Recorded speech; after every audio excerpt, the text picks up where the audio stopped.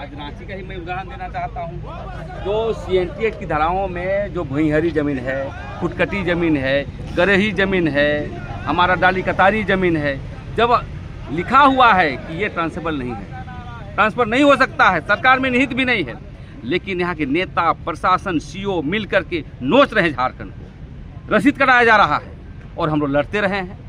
तो मैं यही कहना चाहता हूँ, आज बिरसा मुंडा के जो जन्म शताब्दी समारोह हो रहा है और आज उनकी जो एक्ट बना हुआ है उसका भी जन्म दिवस है, उसी अवसर पर आज विभिन्न मांगों को लेकर के आज हम लोग राजभवन के समक्ष कूच करेंगे।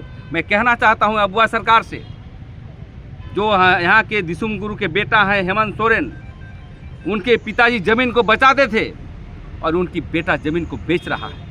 आज धड़ल्ले से आप देख लीजिए कि सादा पट्टा में ज़मीन गैर कानूनी है क्या? देश संविधान से चलता है, देश कानून से चलता है, लेकिन अब जांच यदि हो जाता है CBI से, ED से, पूरे झारखंड का, तो सभी नेता अफसर चले जाएंगे जेल।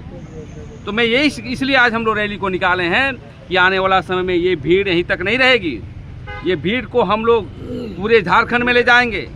हमारे बीच सभी समर्थन आ रहे हैं, उलगुलान संघ के नेता हैं, हम लोग हैं, गीताश्री मैम है, तो सभी मिलजुल करके ये आवाज़ को, जो आदिवासियों को शोषण और दमन हो रहा है, ये आवाज़ को हम जनता के बीच ले जाएंगे। क्योंकि ज़मीन ही नहीं, अब पेशा कानून लागू नहीं हो रहा है यहाँ पर, बार बार यहाँ के कोर्ट के निर्देश के बावजूद भी पेशा कानून लागू नहीं हो रहा है, समता जजमेंट लागू नहीं हो रहा है, ट्राइबल सब प्लान का पैसा ज़मीन पर नहीं जा रहा है।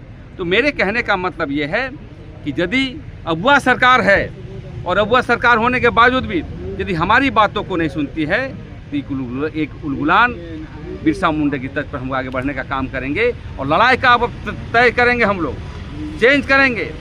इसलिए कि अब आर पार का ही एक बचा हुआ है, क्योंकि हमेशा देखें इतिहास में कि आदिवासियों की जो है ज़मीन के मसले पर जब तक संघर्ष नहीं किया है तब तक वापस नहीं हुआ है। इसलिए हम लोग संघर्ष हम लोग जारी रखेंगे और अब किसी को हम लोग मानने वाले नहीं हैं। राजनेता भी आ जाता है और गैर कानूनी काम करेंगे तो उसके लिए भी विद्रोह प्रतिवाद हम लोग हमेशा करते हैं।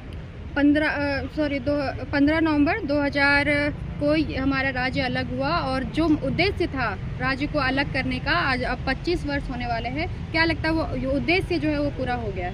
पूरा नहीं हुआ है, एकदम नहीं हुआ है।